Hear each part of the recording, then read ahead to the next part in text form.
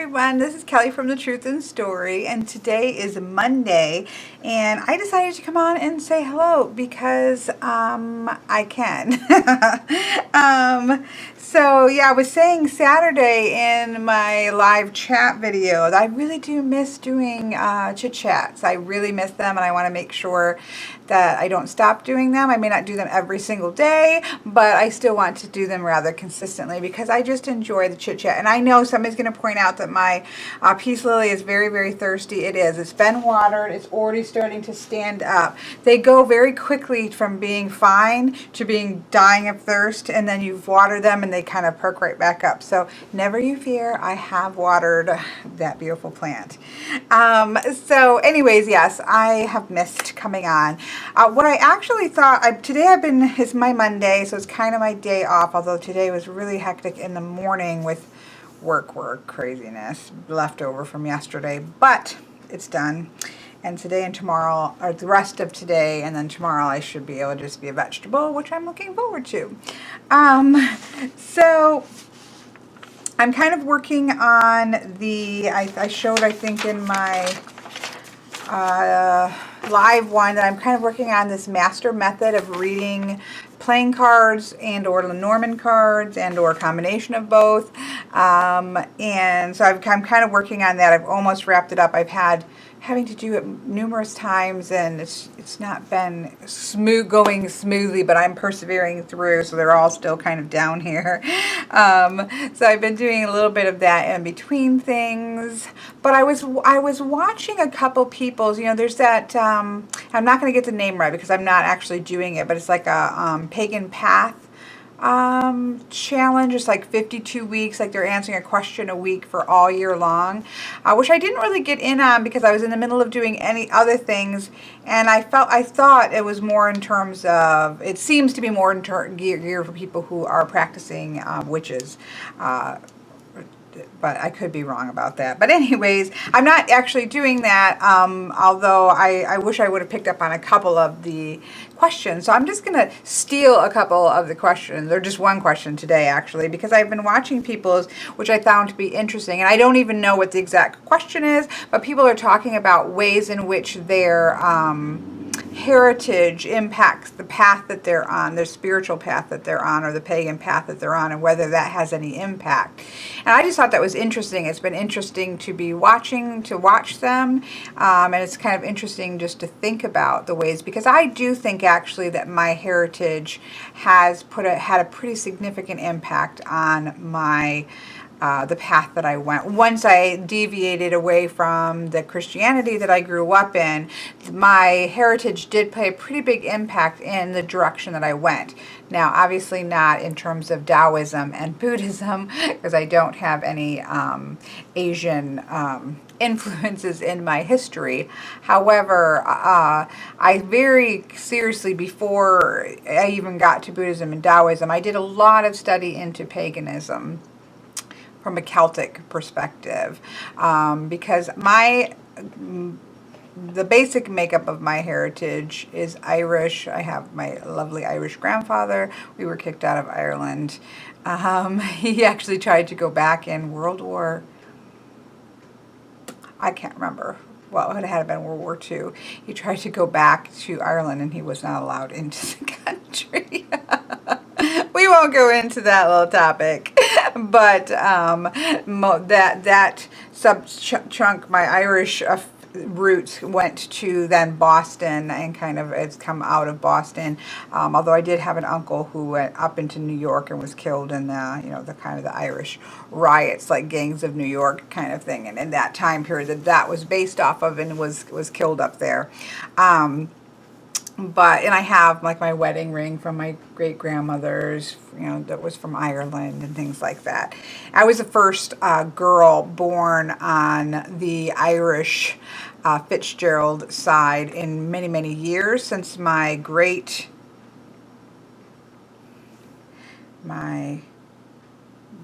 aunt would be a great aunt, and she was older, obviously, even when I was born, and I was like the first Fitzgerald girl in a long time, and so she was very Irish Catholic, and so all my birthdays and all of my, like when I graduated and stuff, I always got those cards saying, X amount of masses have been said in your name, because I was like the first girl. And then when she passed away, I received a small inheritance from her. It was probably her worldly possessions. I had met her once before, because she lived in Boston still. And then like a jewelry box full of jewelry, where I have a locket or a pocket watch that you probably have seen in some of my photographs. That was my grandfather's. And then I had, like, I got my rings from her mother, from Ireland, and other things such as that, because I was the first girl. But I grew up Kelly Fitzgerald with reddish hair and many, many freckles from little child onward. And so I was always having people, oh, aren't you a cute little Irish lass, kind of things to me constantly growing up. And I was like, yes, I am. That was very much something that I strongly identified with. So, growing up, even just in terms of reading, I was always reading Irish history and Celtic history and Celtic paganism from more of a Celtic perspective, and so. And the goddesses and the gods and the mythic cycles and all of that were something that were very much informed me growing up. And then certainly after, I stepping away from Christianity, that's definitely something that I looked into even further. I do feel like as if I've had experiences with, and or mental and or otherwise, I'm not going to make the judgment call on that, but I did have, because I've seen a lot of things my whole life, which is not a topic I've really gone into. It would be a whole nother video. Leave it at, the veil is definitely thinner for me, and it always has been since my very, very first memories. And that was difficult to deal with, both just not knowing what I was dealing with and what I was seeing. And then later on in the Christian perspective, that is somebody who has been influenced by demons or is being influenced by demons. If you talk about seeing anything or having sight anything outside of the physical, that would be a bad thing. And I remember having always been drawn to the triple aspects of the Morrigan. I have things that I wrote quite young about her. I have short stories that I wrote about her, and because I was just watching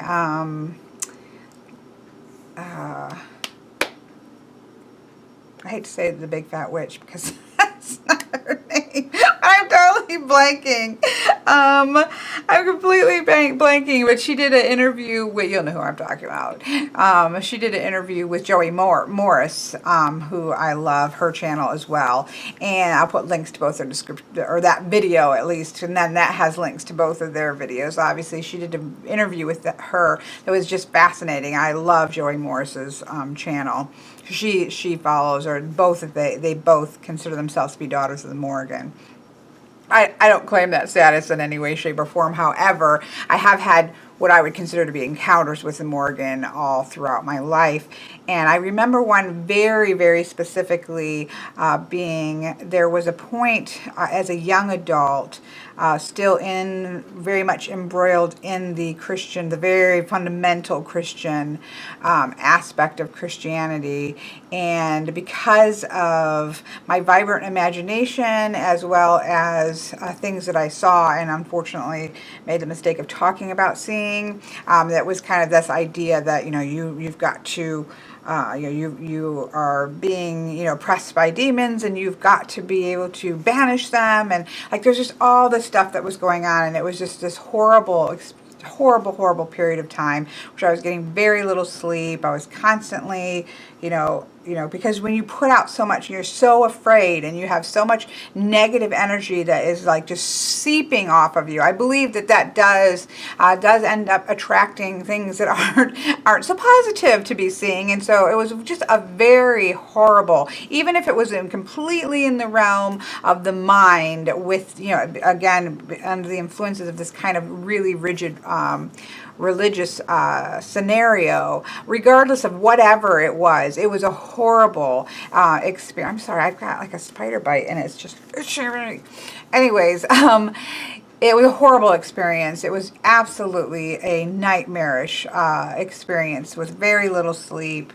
Michael was very sick, so I was already exhausted. So then everything is thinner the more stressed out that you get. If you have those kinds of abilities to see things beyond what's sitting at on the table, when you're stressed out and you're tired, that makes everything worse. So it was just an awful situation, and they were doing I was doing everything right in terms of the religion, and nothing was working, and I was just getting so exhausted. And I remember laying in bed, and I was exhausted, and I was terrified, and I was worn out, and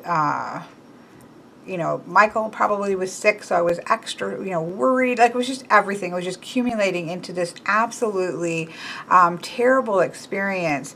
And I had this experience of like falling out of I literally feel like I literally feel like I fell out of my body, but not in a positive sense of astral projection or anything like that. It was not a good experience. And the entire room, or the ceiling, I would say, more so the entire room, was just filled with a presence, with wings and black. It was all black, which normally would frighten me because everything I'm taught, anything you see has to be of the devil. It cannot be anything positive in the way that I was raised. But it was like the whole ceiling. It was almost like like something just swooped in with like wings just wide open kind of thing. But that wasn't terrifying. It was, and just snatched me. And I remember very distinctly, kind of this very distinctly being told to stop being afraid, that it was just time to stop being afraid.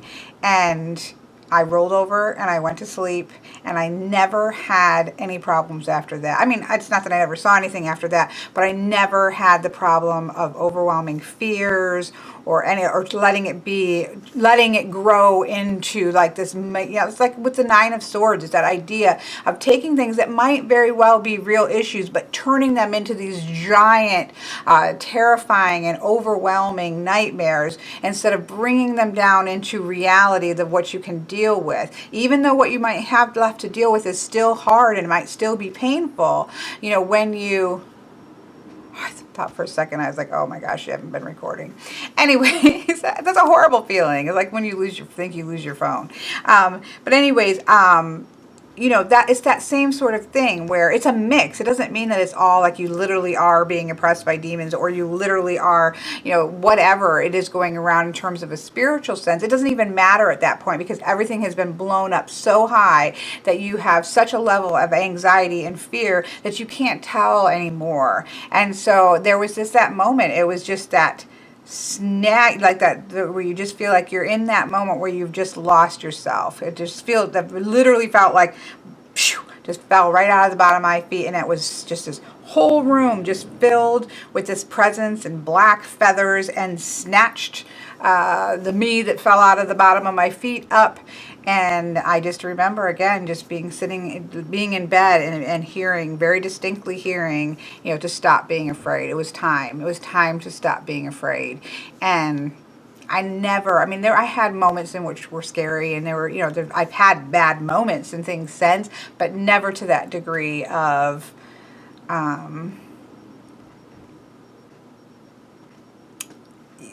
getting to that level of horribleness in terms of the fear aspect. I had some horrible low moments due to just other kinds of issues, but not in terms of that immense amount of fear. It was just gone. It was just that understanding. It's like, okay, it's time to stop. That my fear was, it was an instant understanding that my high level of fear and anxiety was actually making everything worse. Like it was actually attracting things and just making things. I needed to pull things in. I needed to learn to make boundaries and those kinds of things. And that's when I started, after that, I was pretty much done with religion, because I had been done with religion before that, but that was like this brief moment when I kind of went back to see, just to try to see, because it was my heritage, it was what I knew, and it was like, no, I was done with it after that. And that's when I started, just off of, just researching and having read things, not in the sense of trying to find a path, but just things that you incorporated. I used to smudge all the time with cedar, even though I didn't fully understand why. Salt in the doorways. I had certain rituals for kind of binding open areas, because that's just common folklore. That's common understanding that areas that can be entryways, sometimes do need to be kind of sealed and shut down, and kind of set your protections out, and doing all those things. I've done that my whole life since that point, not with any intention or real solid knowledge of what I was doing, but based off of folklore, because folklore, I believe, has like our roots to things that we should know. Folklore consists of those kinds of stories. Same thing with I'm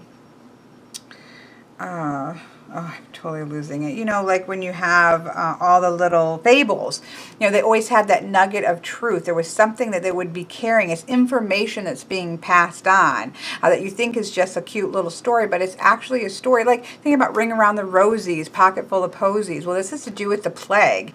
This song has to do with the plague, and it's about putting certain herbs and things that they would put in their pockets to help them to survive and to kind of ward off the plague. So there are these kinds of little nursery rhymes, folk tales, fairy tales, fables. All of those things carry information in them that we can learn from the past for very practical knowledge and practical understandings. And so I would say that that's where my path started with, and it has very much along the lines of Celtic mythology, Celtic-based fairy tales and folk tales, because I research all the old ballads and all those kinds of things that I would research, all hold nuggets of information, like salting open doorways, doorways and sills, and smudging. I don't know if it would actually be about smudging, but that's where I would have picked up that idea of smudging, as well as probably some Native American, just from the area that I was in. Yeah, I mean, that's how I picked up much of my path, is because I had such a strong connection with my heritage, that I read so much of the old stories and the old tales and about the old gods and goddesses. We have a fairy queen in my history directly, which is lovely, which we always love to tout. And she actually married, or not married, but probably not married, but had relations with one of the first Geralds, because Fitzgerald's son of Gerald, and they had a son who was a magician. And I have like a lot of the background from it and the connections with our family tree and everything like that, and have the beginnings of a book based on that. But so that was always just important to me, and so much of my path is gleaned from those kinds of things, which I'm just now repeating myself. So I do think it. Now, my other strong parts of my heritage are German and Swedish. My grandmother was full Swedish, and my grandfather, one of my grandfathers, was full German. And his parents I think only spoke German. But so those I haven't had as much input with, because of the Irish history was definitely the one that we all really clung to. And again, because of the freckles and the Kelly Fitzgerald and the, oh, you're a cute little Irish girl, that just kind of, I think, reinforced that aspect of myself and my heritage. But I do actually believe, it's my rambling point saying that I do believe that much of the path that I found myself on, not unbeknownst to myself, what would be considered a pagan path, in terms of, even much to do with the book The Way of Weird, which is very much a shamanistic, but it's more of that kind of Celtic form of shamanism. Those kinds of impacts are there because of my heritage and because of the study that I did with my heritage. So that's that. I'm answering a question that nobody really asked me. But why not? In a very strange conversation. It just made me think of it. I was been reading other people's, and that whole incident had come to mind. And like I said, it doesn't even matter to me how you or anybody else may want to interpret that experience. Whether that was all in the mind from the things that I knew about the Morrigan, who was very, like I said, plays very heavily in things that I had written and stories that I wrote even as a younger person. I believe I might even have a letter that I wrote to her when I was pretty small. However that could be interpreted, whether it is a purely mental thing, regardless, it did the job, right? It really snapped me out of this roller coaster of fear and anxiety, whether it was a visit or in a direct communication or something like that, or whether it was something, just made up of the things that I understood from the research that I had done. Just not in terms of thinking I was following a path, but just in terms of what my interests were. Regardless, it ended with taking care of a huge issue for me and putting me in a way in which I was much stronger and approached setting up personal boundaries and mental boundaries and all that thing in a completely different way because of that one night. So regardless of what was at the basis of it, it had a very positive impact. And so I'll take it. So take a look at that video, because like I said, I find it all very fascinating, and that interview was really interesting with Joey Morse. Take a look at that and her channel. If you're not subscribed, look at her channel, because she has wonderful videos as well. So I will definitely put a link to those in the description box below. But I can't even credit I have no clue who started this 52 weeks of questions. I don't know. And yes, I'm going to draw a card. What time is it? Yeah, I need to go, or I need to wrap this up. But I thought I'd draw a card for the week at least, just because why not? I don't think of these cards as like, okay, this one card is going to, be like a divination thing for everybody that sees this. For me, these kinds of things are more along the lines of the year ahead spread. It's like, what energy should we be paying attention to this? There's everything. Like I've always said, every single card in a deck has something to say that you can focus on and get something out of. And so this is just sort of a visual reminder that says, okay, well, what can you personally take away from this particular card? I'm using this Energy Oracle card deck. I haven't done a walkthrough or anything on it. Al had given this to me after I had done a free reading for her. And I haven't gotten around yet to doing a review, but I thought, I have it here, and let's just pull a card from that and see what we get. I haven't scared you away with my stories of being terrified.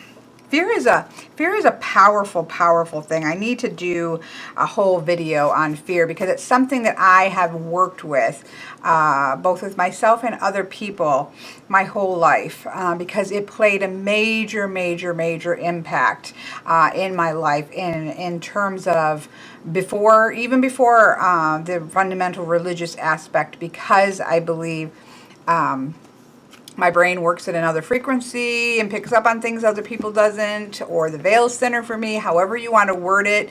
My very first memories are of seeing things. And so I have always dealt with the issue of fear. And then when you put somebody who's like that, that's really, I think, too open and doesn't, I didn't know how to protect things and close things down. So if you take somebody like that who is so wide open and then insert fundamental Christianity with, real powerful impacts of demons and hellfire, like literal hellfire and literal maggots and literal things chewing on your bones for all eternity, like you insert that kind of a fear-based religion on somebody who's already wide open and doesn't know how to shield themselves, that made for a powerful, powerful mess of a combination in the regards to fear.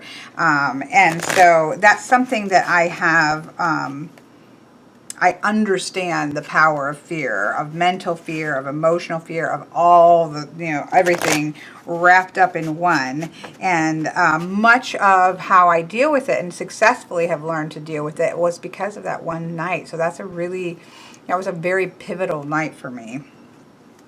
So anyways, let's take a look at the card. I don't know how I got back around today. I have absolutely no idea. So let's see what we get as a card today. So here we have a card, number 34, that says this is the door to personal healing and happiness, which is a much better door to take than a door based on fear. Can we just put that out there? These cards very much remind me, these are the backings, which are gorgeous. They very much remind me of the Enchanted Map oracle cards, which I had and kept very briefly and passed on. It's a beautiful deck, but her art style with the kind of collaged things and things stuck in there, it didn't quite work for me. I'm interested possibly in her newest one. It's like something of the Oracle. I don't know. It's like the Oracle is part of the name. It's kind of her newer art, because it's similar, but it seems like she's kind of even stepped it up a level. It's of interest to me, but I don't think I would use it. But this one kind of reminds me of it. This deck kind of reminds me of it.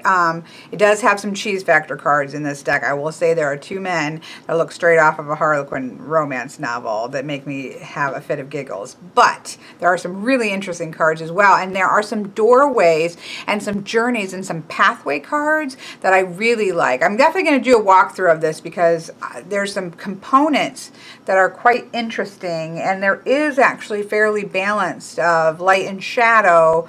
The archangels with the chakras I'm not entirely sure of, but again, I haven't worked with it enough to say. But our card isn't all those. Our card is the doorway to personal healing and happiness. But what is a doorway? This is what I think that particular night that I've been rambling about. That the fact is that a doorway is an opening, right? It is a invitation to come through, but you have to step through it. There is personal responsibility. There is personal responsibility to healing. It is personal responsibility to finding happiness.